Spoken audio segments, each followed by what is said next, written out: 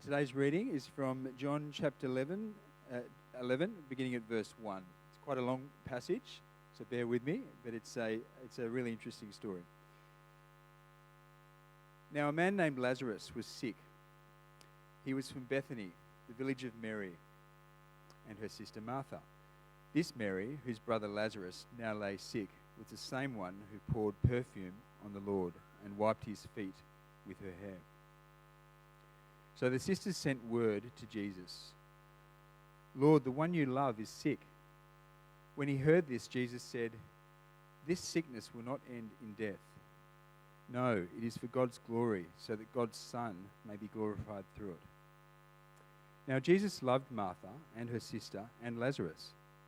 So when he heard that Lazarus was sick, he stayed where he was 2 more days. And then he said to his disciples, "Let us go back to Judea." "But Rabbi," they said, "a short while ago the Jews there tried to stone you, and yet you are going back?" Jesus answered, "Are there not 12 hours of daylight?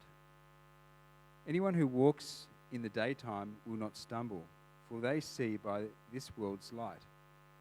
It is when a person walks at night that they stumble, for they have no light."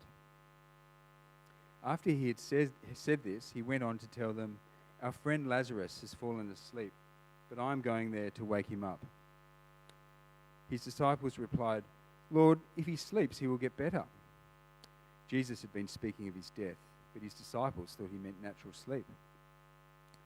So then he told them plainly, "Lazarus is dead, and for your sake I am glad I was not there, so that you may believe. But let us go to him."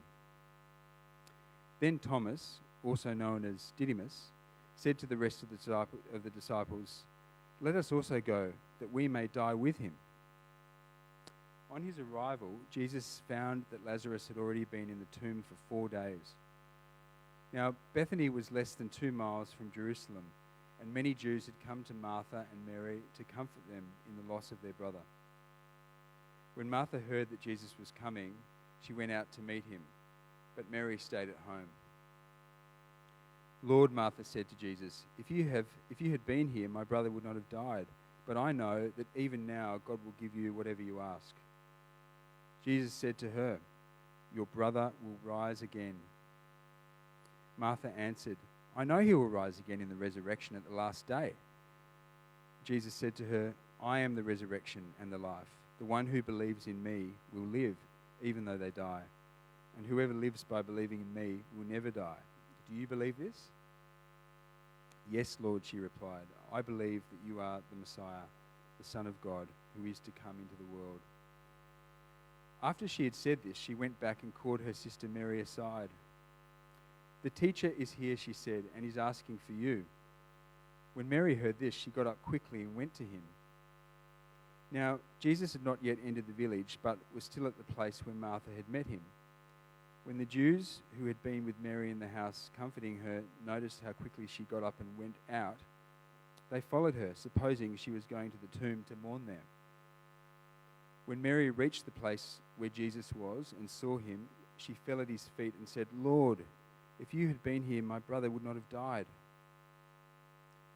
When Jesus saw her weeping, and the Jews who had come along with her also weeping, he was deeply moved in the spirit and troubled.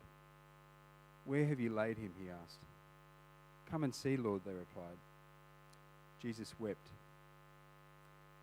Then the Jews said, See how he loved him. But some of them said, "Could not he who opened the eyes of the blind man have kept this man from dying?" Jesus, once more moved deeply, came to the tomb. It was a cave with a stone laid across the entrance. "Take away the stone," he said. "But Lord," said Martha, the sister of the dead man, "by this time there is a bad odor, for he has been there 4 days." Then Jesus said, "Did I not tell you that if you believe you will see the glory of God?" So they took away the stone. Then Jesus looked up and said, "Father, I thank you that you have heard me. I knew that you always hear me. But I said this for the benefit of the people standing here, that they may believe that you sent me." When he had said this, Jesus called in a loud voice, "Lazarus, come out." The dead man came out, his hands and feet wrapped with strips of linen and a cloth around his face. Jesus said to them, "Take off the grave clothes and let him go." This is the word of the Lord. Got a few mics on the go. Good morning, everybody. It's good to see you. It's kind of nice to be in church with the rain outside, and we're just all in here. So thanks for joining with me. When Dave asked if I would like to be part of an apologetic series, I was pretty excited because I grew up, I guess you could describe as being in a bit of a Christian bubble. My dad is a pastor.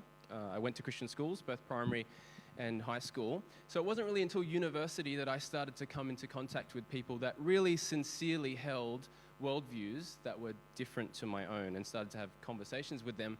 And that prompted in me a desire to want to express my Christian faith in a way that was compelling and authentic. So I started to try and do that. So I graduated from the University of Technology, Sydney. It's in the city there. And the walk from Central Station, where I used to get off the bus and walk to the campus, was always filled and crowded with marketing students that wanted to stop you in the street and get you to sign a petition or donate to a particular charity. And some of them were pretty aggressive about it. So I used to negotiate with them. I used to say, "Hey, I will listen to you talk for 5 minutes about how bad the government is," or whatever that is, "but then you have to listen to me talk for 5 minutes about Jesus." And so it was a good way to either have people leave you alone or be late for class, because some people would really engage with you on it, which was great. And that slowly progressed to other things. I remember when I started work, I used to, on my lunch break, go and walk around Hyde Park looking for Jehovah's Witnesses in order to debate and discuss with them what they believed, and just have conversations. I found it interesting, talking about the implications of our beliefs, what that meant, how that played out in our lives, what's it all based on. I actually have this really vivid memory of going on holidays. Me and Tani went to London. It was a great trip. And we went to a place in London called Speaker's Corner. And for those that don't know what that is, it's a place in Hyde Park where they meet, I think it's on a Sunday, and people get up on their soapboxes and they debate each other. And it's usually on things of religion or politics. And we were listening to this Muslim man debate a Christian, and he was talking about the nature of the Trinity. And he was asking things of this Christian man like, if your Jesus is God, then who does he pray to when he prays to God? Your Jesus walks around talking to himself. And it's pretty crowded, so I'm pushing in to try and listen to this Muslim man and what he's saying. When the Muslim man then invites me into the conversation, and the problem was he assumed I was also a Muslim. I think it was my beard. I kind of look like this. And he turns to me and he says, "Hey, brother, you agree with me, don't you? Tell this Christian that what he believes is nonsense." So I kind of pretended to convert to Christianity there. Not quite, but a little bit. But anyway, that's some of my experience with apologetics. I think let's be clear, probably arguing with people in the street is not the best way of going about spreading the gospel. But I really do feel convicted and compelled that it's important for Christians to be able to express their worldview in articulate ways and to feel confident in it. Since I've been working from home during this COVID period, I've had a lot more opportunities to drive my daughter to school. And it's really been great to have kind of some one-on-one time with her in the car. And she asked a really big question of me a little while ago, and you know it's going to be a big one because she's the type of kid who will preface what she's about to say. She's kind of will get you ready for it. And she says, "Dad, I know this isn't true, but you know how we believe in God, other people believe in other things. What if our God isn't true?" Which I think is a really good question. There's probably lots of ways that I could respond to her and try and talk to that. But regardless of my approach, I want to be someone that encourages her to ask questions, to not be afraid of asking them. To just tell her, "Hey, it's just true, Lucia," is not a really great way of building her confidence in the Christian faith. She needs to be told about evidence. I don't want to be someone that hides other worldviews from my daughter. Because you know what? They have to provide the answer to the question as well. It's not just Christianity that needs to answer the question about what is truth. Other worldviews do as well. And hopefully in the end, she'll come to some sort of conviction of her own that the Christian faith provides one of the most satisfying explanations to big questions. And for me, that's really what this whole series is about. It's about not shying away from big questions. the Christian faith, it can stand up to scrutiny. The Bible commands us to love God not just with our heart, but also with all of our soul, with all of our mind, with all of our strength. And that's what we're going to do this morning. We're going to look at a big question, and we're going to not run away from it. We're going to confront it. It's a question, I think, that probably torpedoes a lot of Christians' faith. It's one that many of us probably struggle with. And the question is, how can God allow suffering? How can he do it? Look around at all the suffering that exists in the world. How could a loving God, a powerful God, allow it to take place? Tim Keller, who many of us will know, he puts the argument against Christianity on the basis of suffering like this. He describes it this way. If God allows evil and suffering to continue because he can't stop it, then he might be good, but he's not all-powerful. On the other hand, if God allows evil and suffering to continue because he could stop it and yet he won't stop it, then he might be all-powerful, but he's not all-good. Either way, the good or powerful God of the Bible couldn't exist. Now, on the surface, that seems like a huge problem for Christianity, doesn't it? That our God cannot exist. This morning, we're going to use this reading that James read for us so well, out of John 11. As a bit of a structure, it's going to help us guide us through some ways of thinking about it. But there are a couple of things that I really want to say up front. So the first one is, if you didn't listen to the message from Simon Smart last week, can I really encourage you, go back. It's on Facebook. It's on some other, I think it's on YouTube and things as well. Go back and listen to it. I really enjoyed it. I really think it's laid a platform for some of what we want to say this morning. I just a shout out to that.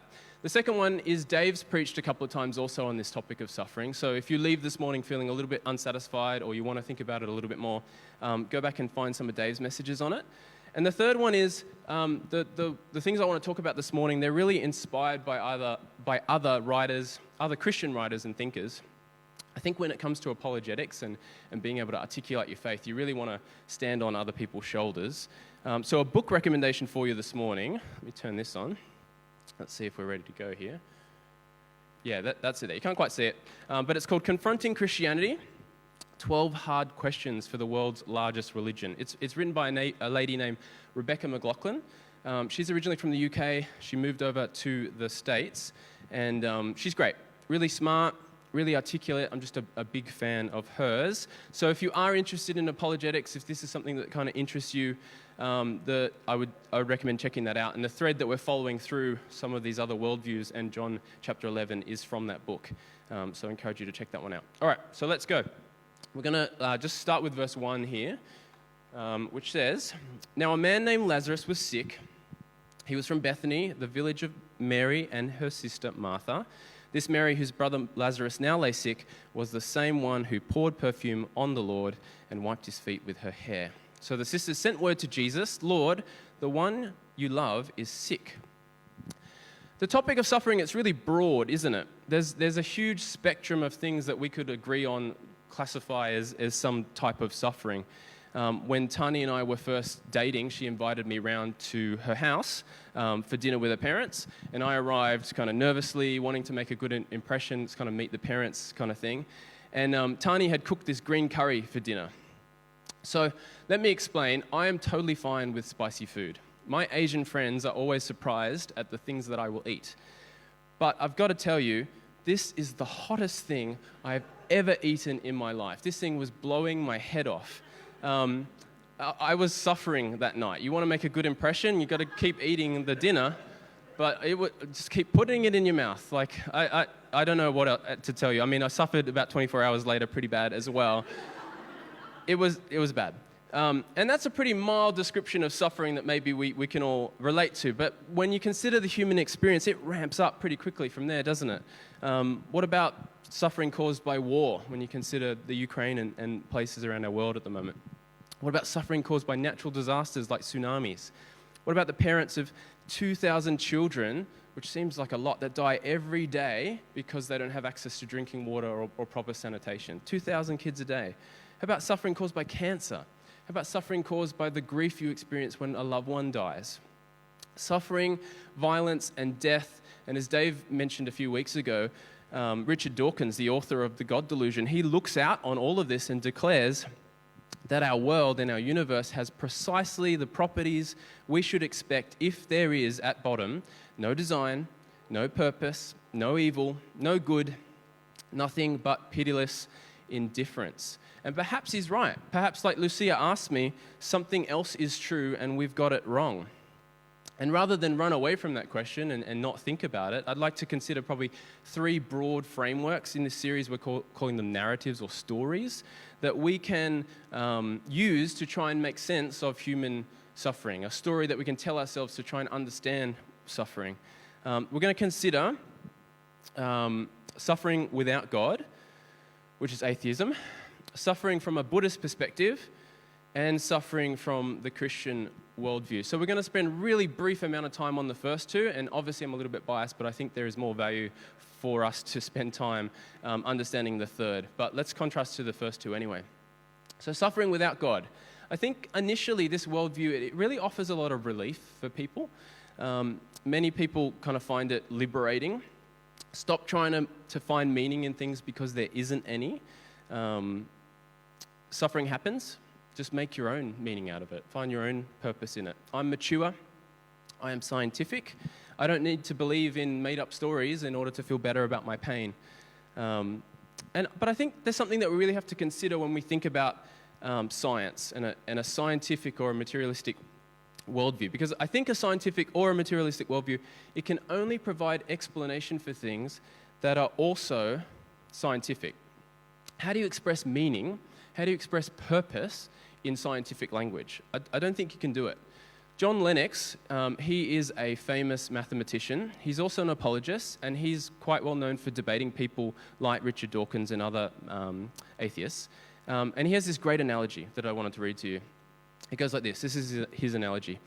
Imagine that Aunt Matilda has made a cake, and she has made it for a particular purpose. Now, there are lots of things scientists could tell us about the cake. Nutrition scientists can tell us about the number of calories in the cake and its nutritional effect. Biochemists can tell us about the structure of the proteins and the fats. Chemists can tell us about the elements involved and their bonding.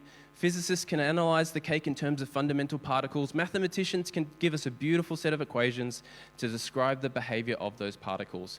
But does that satisfy all our questions? Yes, we know how the cake is put together.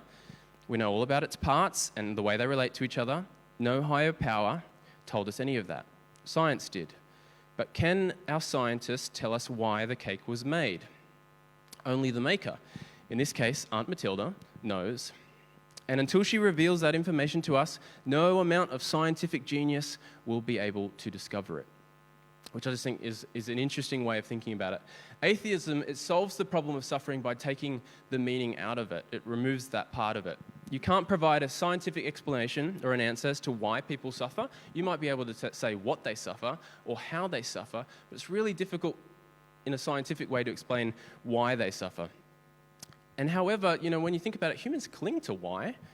It gives our lives meaning. It gives it purpose. It's interesting to consider that many people that will reject the idea of God will still cling to this notion that things happen for a reason. There's some sort of universal meaning to it all. Maybe you've had that sort of conversation with a non-religious friend who rejects the notion of God but will still tell you about the universe having some sort of plan. And surely I think if we're consistent, we have to reject, if we're going to reject the notion of a caring God, we also have to reject the notion of a caring universe. Because in an atheist worldview, we suffer, there is no design, there is no purpose, there is no evil, there is no good, only indifference. But I would propose this morning, that yearning that we have inside of us for why, maybe it's not the outcome of evolutionary processes like science would suggest to us. Maybe it's actually a signpost pointing us to something different. C.S. Lewis thinks about that. He puts it this way: if I find in myself a desire which no experience in this world can satisfy, the most probable explanation is that I was made for another world. If none of my earthly pleasures satisfy it, that does not prove that the universe is a fraud. Probably earthly pleasures were never meant to satisfy it, but only to arouse it, to suggest the real thing. I think we could go on and on and on about this, but I think it's useful probably just to go to one more worldview before we land in the Christian one. So the second one is suffering from a Buddhist lens. I have to admit, I've never been a practicing Buddhist, so my perspective on this and my understanding of it might be a little bit skewed, so forgive me if it is. But from what I could find, the accounts of the Buddha story, they vary from source to source. There's a few different versions of it. This is my paraphrase. It goes, "The man who became the first Buddha was a prince. His father, wanting to protect him, did everything he could to keep him happy. Growing bored of the palace, he persuaded his father to let him go out in his chariot. Meeting an old man, the prince discovered that everyone ages. The next day, the prince met a sick man and discovered disease. On the third day, the prince saw a corpse and learned to his horror that everyone dies. The prince left his palace and entered the forest to begin his journey to enlightenment. When he emerged, he proclaimed that life is suffering, and the only way to escape it is to remove the attachments that bind us to life." So the main principle of Buddhism, as far as I can tell, as far as I could comprehend it, trying to learn about it, was that we want to hold on to life. We want to hold on to our health. We want to hold on to possessions. But life, health, and possessions, they ultimately pass away. Our desires, they always ultimately are going to disappoint us, and this is the cause of human suffering from a Buddhist lens. So, if you can kill desire, if you can be unaffected by good and unaffected by evil, then suffering will cease and you can be happy. And I feel like, in fairness, I can understand the allure of that. If you reject the idea of God, but you find kind of atheism to be too bleak and too meaningless, then Buddhism, it offers you this alternative without the restrictions of organized religion, without these rules that you have to follow. And where atheism will say there is no meaning, Buddhism will say, hey, you can escape your pain. You can escape suffering. I think that's a pretty attractive offer, to be honest. A worldview that requires little of me and then promises that I can have a life that's less painful. Actually, while I was preparing for this message a few weeks ago now, we actually got news that Sullivan, my 9-month-old, had contracted COVID. And he's not been sick before. So this was his first illness, COVID-19. So he was miserable. He was pretty sick. He was burning up. He couldn't sleep. His breathing was all really fast. And so Tanya had to spend the next day in the emergency department just to kind of get him checked out. And I'll be honest, there are times when I've been anxious about one of my children, and I've just thought, you know what, if I didn't have kids, then I wouldn't be so stressed out right now. I'm laying next to them in the middle of the night just kind of thinking, I hope their temperature comes down. But if they weren't there, I wouldn't be doing this. I wouldn't be suffering in this way. Or times, I've been at work and there's a deadline and there's pressure, and I just think, if I quit, if I just walk out the door, then I don't have to deal with any of this, and this pain goes away. The Buddhist narrative, it kind of tells us that suffering is caused by desire, by striving, and attachment. And if you can get rid of those things, then you can have peace. I think the challenge that I also have with this worldview, though, is it's a double-edged sword, because you can't remove attachment without removing also all the meaning and joy that comes from it. To love is to be vulnerable. To strive for something is to risk being disappointed and not getting there. Is it true that the suffering caused by having children can only be solved by loving them a little bit less? It's a really different picture from what we get from the Bible, isn't it? The picture we get from the Bible is the commandments to love God with all your heart, to love Him with all your soul, with all your mind, with all your strength, and to love our neighbors as ourselves. It's different. So, okay, let's move there. Let's move into the Christian worldview. How can the God that Christians worship, how can He allow suffering? I think theologians have spent loads of time trying to reconcile this idea of the existence of a loving and powerful God and still having suffering in our world. And rather than go into probably all the philosophical arguments that we could talk through, I kind of wanted to just look at an example of suffering in the Bible and just see how Jesus responds to it. Surely a good way of understanding the Christian worldview is to see and to look at Christ. So we're going to go back to our reading. So I'm going to jump here to verse 5, which says, "Now Jesus loved Martha and her sister and Lazarus." Verse 6, "So when they heard that Lazarus was sick, He stayed where He was 2 more days." So we've got some bad news and some good news. The bad news is that Lazarus is sick. He is really sick. The good news is that Mary and Martha know a Son of God, a miracle-working Son of God. And so they call out to Jesus to come and help. Which is why verse 6 is pretty weird. Verse 5 establishes that Jesus loves Mary and Martha and Lazarus. He loves these siblings. But verse 6 tells us that when Jesus hears that his friend is sick, he delays. He stays where he is for another couple of days. And if you know anything about Jesus, he heals people. He even knows, he heals strangers. He even knows how to heal people long distance. You don't even need to go there and he can heal. But this time, when some of his closest friends are calling out to him and saying, Jesus, we need you, he doesn't come. And I think probably this is one of the first things that we have to try and grapple with the Christian worldview. Sometimes we call out for Jesus in the face of suffering and pain, and he doesn't come. Sometimes belief in an all-powerful, all-loving God can make our suffering seem a little bit worse. Jesus could have come when Mary and Martha called out for him, but he didn't. And Mary and Martha suffer through the death of Lazarus because Jesus didn't come. I'm not really selling this worldview, am I? Maybe we should go back to the Buddhist one. I'll just spend some more time there. All right, let's look at verse 21 here. So verse 21, it says, Lord, Martha said to Jesus, if you had been here, my brother would not have died. But I know that even now God will give you whatever you ask. If you had been here, you get this kind of impression that Martha's maybe a little bit disappointed in Christ. I would be.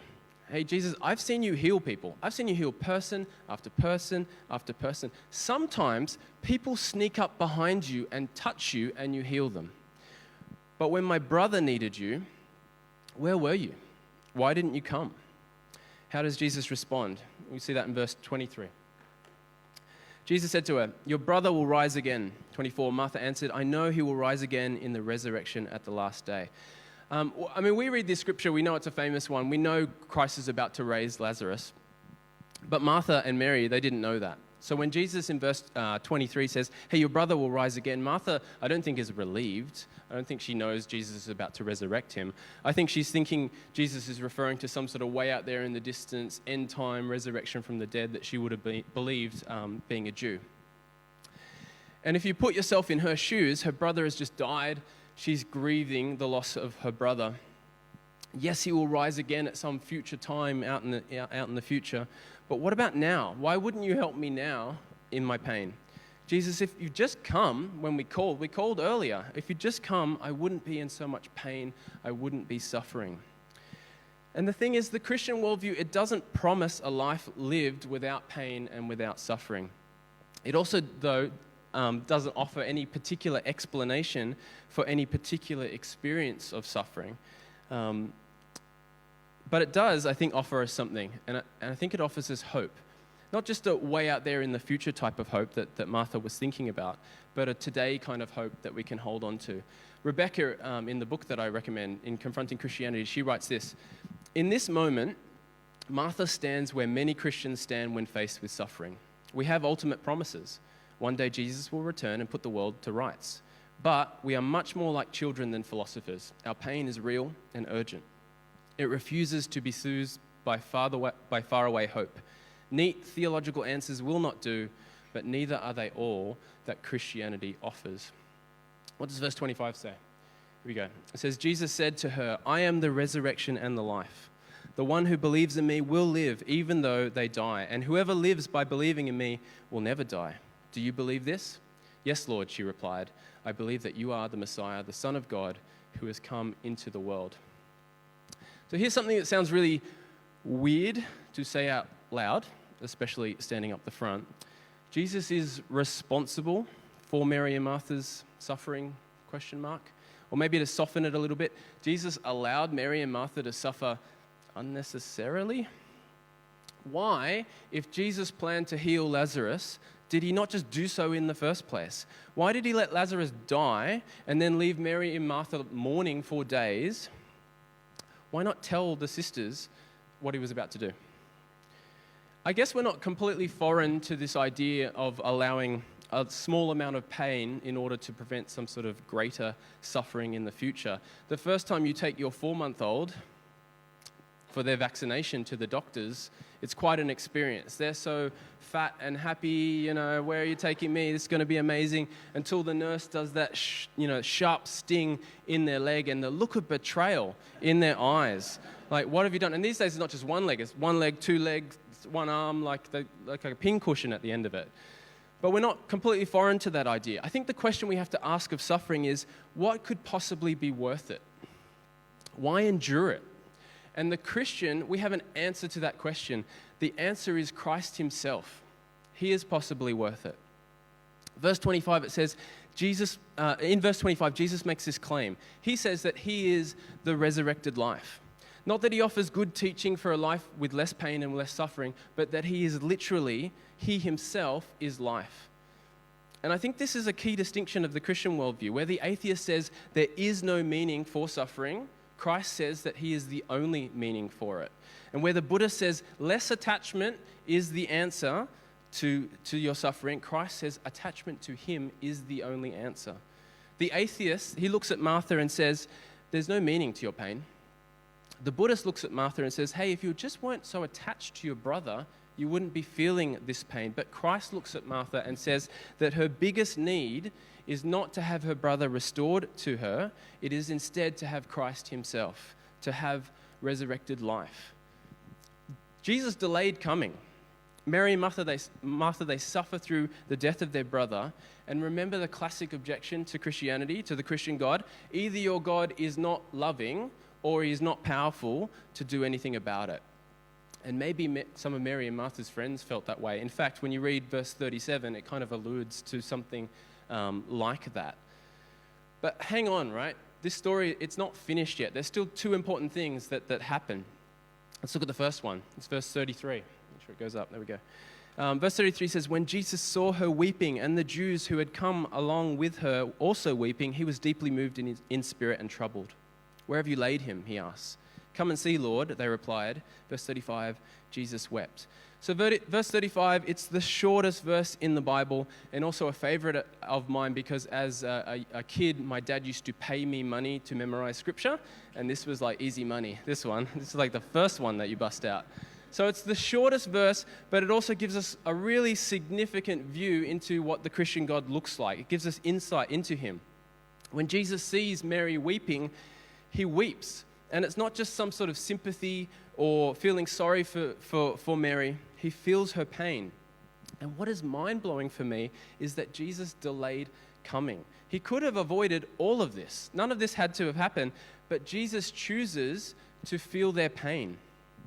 And the Gospels are full of examples of Christ showing compassion on those that are suffering. When you read Isaiah 53, it talks about him being a man of sorrows, acquainted with grief. The Christian God, he's not far away. He's not a faraway deity watching the suffering of his creation from out in the distance. Instead, like Simon Smart reminded us last week, the Christian God enters into his creation to experience suffering with us and for us, ultimately experiencing suffering in a way that we just can't understand on the cross, on our behalf. One of my favorite musicians, he writes a song called The Road, the Rocks and the Weeds, and it contrasts the idea of the Christian God that we're looking at from the gods that you see in Greek mythology. And so these are his lyrics. I want to read them to you. He writes, "Come down from your mountain, your high-rise apartment, and tell me of the God you know who bleeds. And what to tell my daughter when she asks so many questions, and I fail to fill her heaviness with peace. When I've got no answers for hurt knees or cancers, but a Savior who suffers them with me. Singing Goodbye Olympus, the heart of my Maker is spread out on the road, the rocks, and the weeds. And Aphrodite would not weep, nor Zeus would suffer for the weak, but have you come to stand inside my pain?" All right, the last verses we'll look at this morning, the verses 43 and 44, here they are.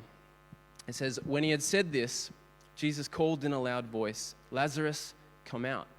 The dead man came out, his hands and feet wrapped with strips of linen and a cloth around his face. Jesus said to them, 'Take off the grave clothes and let him go.'" I touched on this idea a little bit earlier while we were reading through this story, at the point where we were talking about Mary and Martha's grief. If you stopped there, if that's where you closed the book on this story and demanded an explanation as to why God would allow suffering, maybe even in some cases look like he's causing it, then I think it would really be difficult to provide a defense. I think if that's where you stopped at that point and said, tell me why, it would be hard to explain. But we have to read to the end of the story. We can't stop there. There's two important things that happen. The first one we read, Jesus wept, verse 35. He weeps with us. And the second one is that he ultimately brings it to an end. We see that in verse 43, 44. 43, when he had said this, Jesus called in a loud voice, Lazarus, come out. Verse 44, the dead man came out. In a moment of authority, Mary and Martha's suffering, it's brought to an end. Their brother is restored to them. And I think the challenge of Christians living out this narrative is that we live in the space between the death of Lazarus and Jesus calling him out of the tomb. It's the space in which we experience pain. It's the space in which we experience suffering, and we don't really have a good explanation for it. But it's also the space where we get to learn to see Jesus for who he really is, the resurrection and the life. Mary and Martha, they stood in their grief and they felt like the restoration of their brother, getting their brother back is all they needed for life. But Jesus stood before them in their suffering, weeping alongside them in their pain, and declared that he was their life, that he is the resurrection and the life. I think we have to hold on to the end of the story. We actually have to hold on to the end of our story. We will experience the pains of death. But the great news of verse 43 for the Christian, for someone who holds the Christian story, is that we can have hope that one day when our bodies have decayed and our lives have mostly been forgotten, that Jesus will call us out of our graves. Not to kind of go float around in the sky, but to experience resurrected life. So, as we wrap this up this morning, which one of those narratives is most compelling to you? There is no meaning to your suffering, which is the atheist narrative. Your attachment is the cause of your suffering, which is the Buddhist one. Or there is meaning and there is hope in your suffering, and his name is Jesus Christ. There are three categories, right, of people that I think might be in the room. This is my guess at it. And I hope that this message has kind of caused you to think. The first category, I think, is people that are currently experiencing suffering in some form.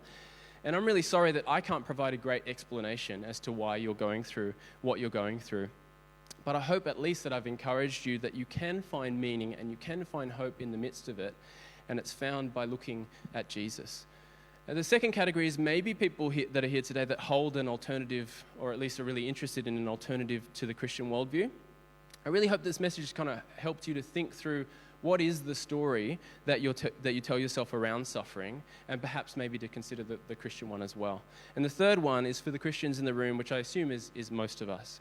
I hope that you're encouraged and confident. I hope you're encouraged to be confident in your worldview, that it can hold up to scrutiny, that it's not something to be ashamed of. And I hope you can feel more confident to kind of defend it and to have conversations with people that maybe hold different narratives or different stories to the one you hold. I might see you in Hyde Park sometime. The Christian worldview, it gives you a story that doesn't try to explain why suffering happens, but it points us to a God who experienced suffering with us. Jesus wept. And the promise of a future where he's ultimately conquered it. Lazarus come out, and the dead man came out. I really think it's a better story. So I hope you're challenged to think that through this morning. I'm just going to end in prayer. Why don't you bow your heads with me? Well, Heavenly Father, I thank you for the opportunity to come and speak this morning. I thank you for the things that you prompted in my heart as I've spent time preparing this and thinking through the story and the narrative that I tell myself when it comes to suffering. Father, I thank you for the story of Lazarus. I thank you that it demonstrates in one of the shortest verses in the Bible that you feel our pain, that you suffer alongside us, that you are not unacquainted with it, but that you also are a man of sorrows, acquainted with grief. But also, Lord, that it gives us the promise that you ultimately will conquer it. And Father, you have conquered it on the cross, suffering on our behalf. Father, I pray for the three types of people that might be here in the room today. Lord, would they be convicted and would your Holy Spirit work in their heart, Lord, to draw them to you. Lord, that we would all grow in our knowledge of you and our love of you. And we thank you for all that you've done for us. Amen.